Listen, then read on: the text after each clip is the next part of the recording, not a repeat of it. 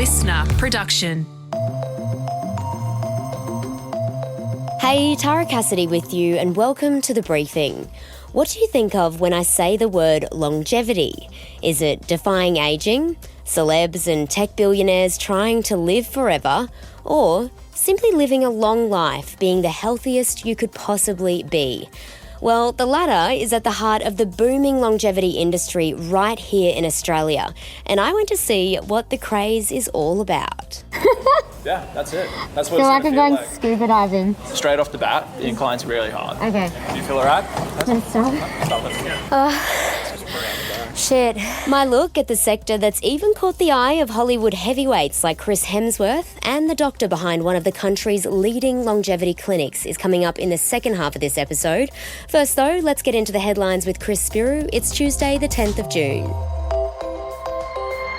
Hey Tara, and to you listening. Protesters have rallied across Australia, even hitting Anthony Albanese's Sydney office, calling on the government to condemn and sanction Israel after the detention of activist Greta Thunberg and 11 others by Israeli forces. Thousands of pro-Palestine supporters took to the streets of Sydney, Melbourne, Brisbane, Perth, Canberra and Adelaide last night, calling for their immediate release, as well as an end to Israel's block on aid entering the Strip.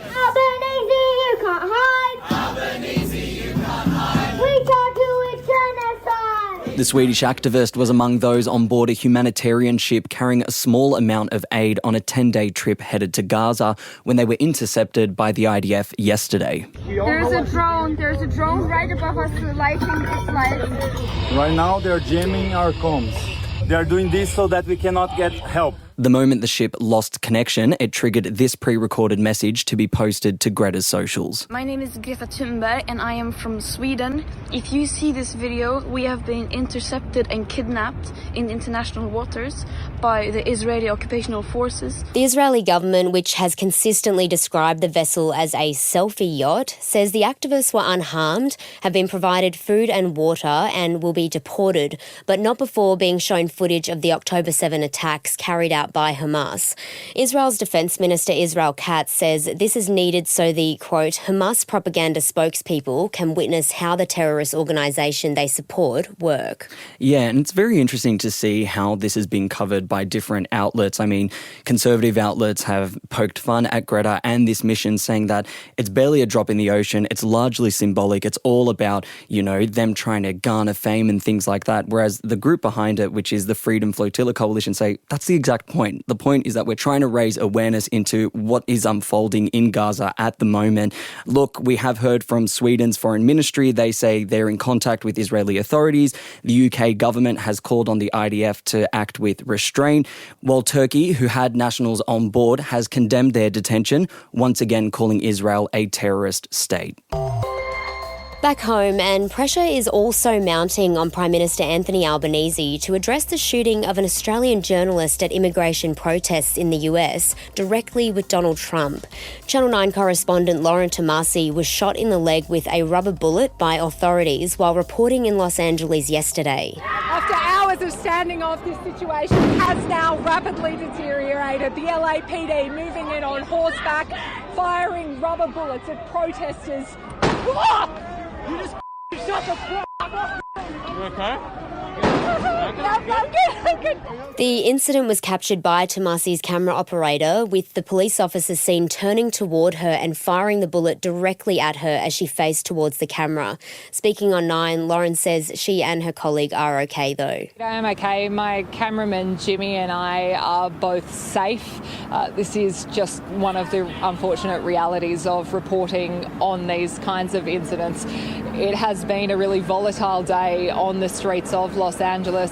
The city warned that if anyone moves through here, they will be arrested on the spot. Since then, members of the public and politicians have called on Anthony Albanese to publicly call out the behaviour, saying it should be discussed with Donald Trump this week as world leaders prepare to come together for the G7 in Canada. Speaking on Sky, Green Senator Sarah Hanson-Young called out the Prime Minister, saying he needs to speak up. And the Prime Minister needs to be very clear here. Australia is not going to stand by and see our journalists attacked for simply doing their job. The Department of Foreign Affairs and Trade's since released a statement saying it's been in contact with Lauren Tomasi and stands ready to provide consular assistance if required. It says Australia supports media freedom and the protection of journalists. All journalists should be able to do their work safely. Advocates and Queensland's Shadow Housing Minister have called out the government's plan to crack down on social housing tenants, saying they're focusing on the wrong issue. The state government's vowed to evict tenants who are currently breaching income limits after revelations some couples and families using social housing are earning between $160,000 to $200,000 a year, yet paying less than $200 a week in rent. The state's Housing Minister Sam O'Connor says it'll now be enforcing rent reviews from July, and people breaching income limits have 4 months to find a new home. But Opposition Housing Minister Megan Scanlon says the focus should instead be on changing the eligibility limits, which still reflect incomes and rental prices from 20 years ago. Brisbane house prices in 2006 were $339,000. They're now around $1 million, and yet Sam O'Connor's saying social housing tenants should be treated in the same way. Currently, a single person earning more than $32,000 a year or a couple with 2 kids on more than $52,000 aren't eligible for social housing, with advocates saying that alone is putting vulnerable people on the streets. The state government says the changes will make way for more than 50,000 people on the social housing wait list. After 16 years and nearly 4,500 episodes, the project will very soon be no more. That's right. Channel 10's long-running current affairs program, The Project, will be coming to an end with its final show to air on Friday, the 27th of June. The program, which first premiered in 2009 as the 7pm Project, will be replaced by another news, current affairs and insights program later this year, which insiders say will strike a more serious tone. So we can probably say goodbye to moments like this. Virgin's targeting key corporate routes, hoping to win over Qantas customers. And moments like this. We're joined now by the Oracle on everything, Kitty Flanagan. Now, Kitty, should I be worried about my job? Well, if you keep calling me Clitty, you should, yeah. Oh, I mean, a little bit of sad news. I know that there are people in the media that are celebrating this, but I don't know. The project is the reason that I got into journalism. It was promised as, news delivered differently, and kind of seeing how a show could strike the balance between the serious and the silly is, it was very inspiring, and I'm a little bit sad to see it go. 100%. I think there's been lots of people saying, the news should be serious, but I think the problem is that they figured out a way to actually try and make it more engaging with different audiences. There's always going to be the people that like the straight news, the way it's always been told, but there's a whole demographic of people that it was able to capture by doing it in a bit more of an entertaining way. So I think it's a real loss. And look, it is worth noting that it was once rating really well. As of late, it hasn't been rating all that well. A lot of people attribute that to the rise of streaming as opposed to changing consumer habits.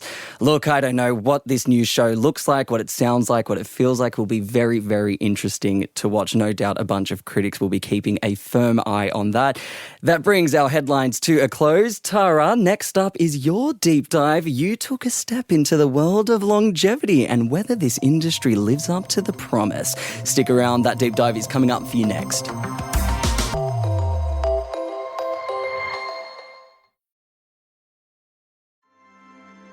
For centuries, humans have been obsessed with longevity.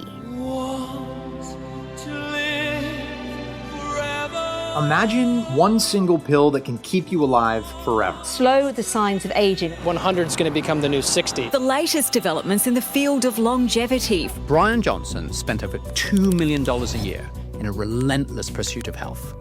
Brian and his team of 30 doctors have one goal. Don't let Brian die.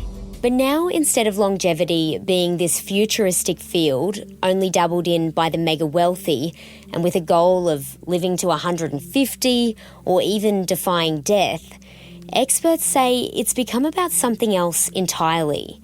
Not spending the last few decades limited by chronic diseases like 80% of us by the time we hit 65. Increasing not just our lifespan, but our health span. Can you walk us through your notion of longevity, specifically as it relates to lifespan and health span? In order to improve our health span and lifespan, that is, for living longer. Even celebs like Chris Hemsworth are getting behind the craze in the hopes of finding out what we're at risk of developing earlier and if there's anything we can do about it now rather than in a few decades' time. We've got every blood test one can get, and you have 2 copies of ApoE4, a set from your mom and a set from your dad. And what does that mean exactly? That means you have an increased risk of Alzheimer's disease. How much higher? Probably somewhere between 8 and 10 times higher. Like Hemsworth, it looks like Aussies want to be in the know as well, with the longevity industry in Australia booming. In fact, it's estimated within a few years it could be worth nearly $18 billion. So I decided to check out what the fuss is all about, and I reached out to one of the clinics offering these kinds of tests. Hi, I'm Stephen. Welcome to Everlab. I founded Everlab to provide proactive, personalised medicine that minimises disease risk and improves performance, no matter what your stage of life. I sign up to Everlab, which dubs itself Australia's leading longevity clinic. The first thing I'm asked to do is fill out a bunch of questions, everything from my diet, medical, mental health and family history, my sleep patterns, to my social connections, whether I volunteer, travel, do arts and crafts or other hobbies, even things like how often I change my bed sheets, clean the floors at my house and use soap. Next, after that, I did an onboarding consult with one of their doctors and I get sent to do some bloods where I'm tested for nearly 80 different things. Then after that, I'm sent to do my physical. I went along to a clinic in Brisbane that ran me through a bunch of different exercises, beginning with grip strength and balance, which I passed with flying colours. What next? So eyes closed now. Do this. Oh no. Okay. All right. Okay. You're ready. Oh my god, this is not going to take long. Oh my god. Well done. Oh my god. Smash it. I've actually never seen someone do that yet so fast. Oh yay! Then it was time for my functional tests. And at this point, I was really regretting skipping the gym in recent months. We're going to set this up for a squat first. So it'll be in a position where you're at about a half squat. And you're going to push into the decks as hard as you can. Then deadlifts. In 3, 2, 1, go. And push-ups. I don't even know if I'll be able to do one. We will soon find out. Okay. Got more than at least I thought I was going to. I thought I'd get actually 2. So that's good. And last and absolutely least was testing my VO2 max. We will strap a heart rate monitor to you. We will put the gas exchange tube attached to you in the computer, which will analyse that. Gas exchange tube. Carbon dioxide, so breathe in, breathe out. Okay. That's what it's going to measure. This involved putting on a very weird mask. Think Hannibal Lecter, but plastic and blue with these metre-long white tubes coming out both sides. Yeah, about there. Okay. Yeah, that's it. That's what Feel like it's I'm going going scuba diving. Straight off the bat, the incline's really hard. Okay. After every 3 minutes, you're going to move up to the next stage. There you go. Now we're off. And after 13 grueling minutes... Do you feel alright? Stop. Stop it. Keep walking, stay on the treadmill, Tara. Shit. I learned for the 1000th time, I hate cardio. Just careful when you come. I caught my breath and we went through some of my results, and you might not be shocked to hear my VO2 max was pretty average. So we talked about a plan to get me back in the gym to try and build up a bit of my muscle mass and my cardiovascular fitness. Next up was my diagnostics with a doctor called Stephanie Bishop, which I thought started off great. 32 years old, once we do some fancy calculations, they can give you a biological age of 22. It doesn't mean that you get an extra 10 years. It just means that you're healthy on the inside. We go on to chat for over an hour about the results, all 98 of them, which are listed on a big dashboard under cardiovascular, metabolic, musculoskeletal, cancer risk and other. And they're shown alongside a scale which basically tells me whether I'm in the green, so optimal, orange, suboptimal, or red, which is out of range. And it says that I have 9 things that are suboptimal and 8 that are out of range, which I'm really interested to see what they are. The first was this thing called high sensitivity CRP, which is a marker for inflammation in the body. And it says that it has been in the red for nearly a decade, which was a massive shock to me. And in recent months, it says it's moved into the orange, which Dr. Bishop says could have been the cause of some gut pains I've experienced and helped when I started taking some probiotics. You've taken the probiotic, it's just enough to tip the scales back in your favour. Sometimes it can be as simple as that. Next was metabolic health, so looking at my risk of becoming a diabetic, my liver, hormones, thyroids and body fat distribution. I was surprised to find out that despite being well and truly within a healthy weight and slim overall, I still have too much visceral fat around my organs. Apparently that can be from too many processed foods and alcohol, but also my lack of going to the gym of late, really crappy sleep over the last 6 or so months, and pretty chronic stress. After that, it was musculoskeletal biomarkers to check my cancer risk and other, which was everything from kidney function to micronutrients and harmful metals. Mostly all in the green, except I'm off to get an iron infusion and doubling my magnesium intake. Overall, I definitely found the experience interesting, and I know that we're always told to eat healthy, exercise, prioritise sleep, but I didn't expect to see so many markers in the body linked to those 3 things. So it really is the not-so-secret secret, not some magic pill, as Dr. Bishop explained. There's no absolutes in medicine and in health. And if anyone's trying to sell you an absolute, they're trying to sell you snake oil. Certainly sage advice. Now, after getting my results and being pretty surprised by what I found out, I wanted to find out what other people have thought. So I spoke to the Everlab founder, Dr. Stephen Liu, and asked him whether anyone that's done these tests so far has found out anything truly life-changing. Absolutely. So we've had more than 1,000 Everlab members through our program, and we've collected more than 40,000 biomarkers recorded for those folks. And more than 1/4 of the biomarkers that we collect actually lie outside of the optimal range. So, usually in people with poor metabolic health with high cardiovascular risk.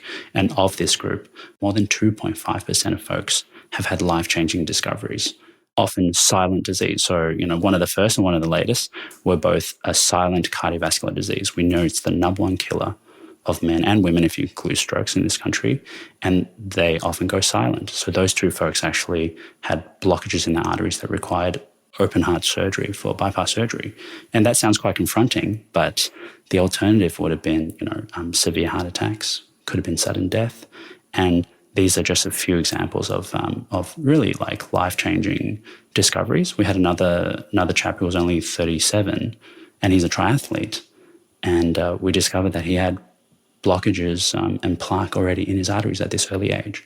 So if we didn't pick that up, you probably could have ended up having a heart attack, and possibly even during one of his races, right? So these are the things we sometimes see in the news. So, marathon runner or athlete has a sudden cardiac event, and these are the things that we try to mitigate. They're entirely preventable. Yeah, I guess that's interesting that it's not always what's on the outside that depicts overall health. Sometimes, like you said, it can be something that's not so obvious to the eye that these tests can help try and identify. One of the, barriers that would still remain, I think, in this space is obviously sometimes this kind of testing can be quite expensive for the everyday person to carry out. Do you see a world where these kinds of tests will be more accessible for everyday Aussies, or ever be introduced in our public health systems even? This is a must-have. We have a great health system in Australia. It is very focused on reactive care. So look, if you get appendicitis or if you get severe burns or if you get hit by a car, we have world-class care. But the burden of disease in the community is actually with these chronic health conditions. So, the heart attacks and the strokes and the diabetes and the dialysis, and that's where the real burden is. So I think it's an absolute need for us to move towards this direction.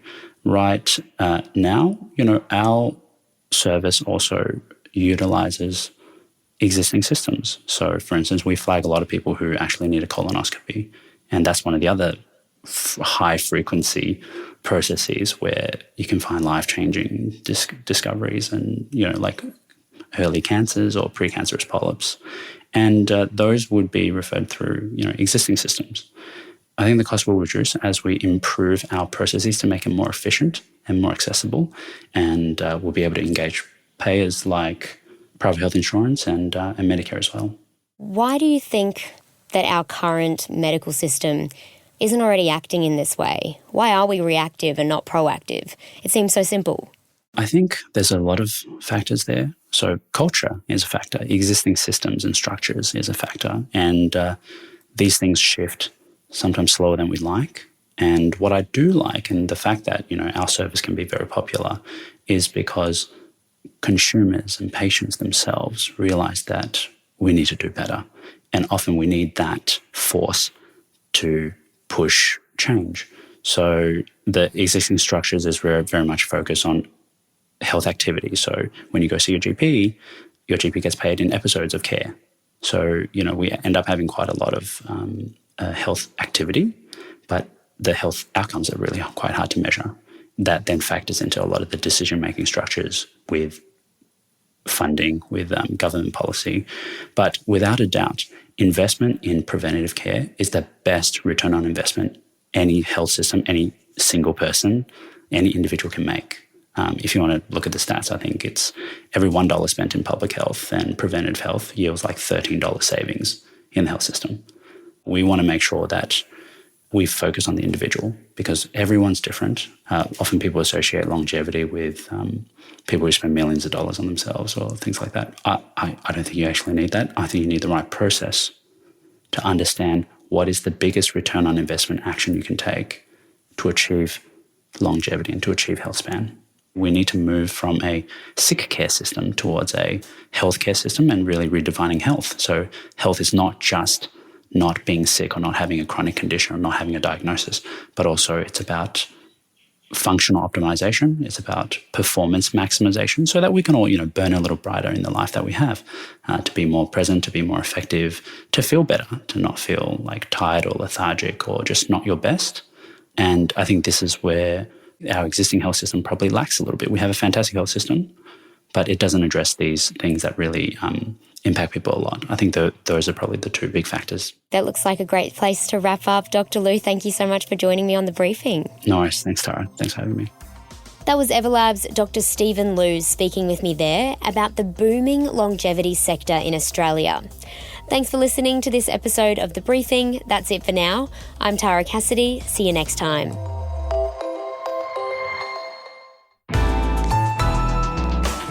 Listener.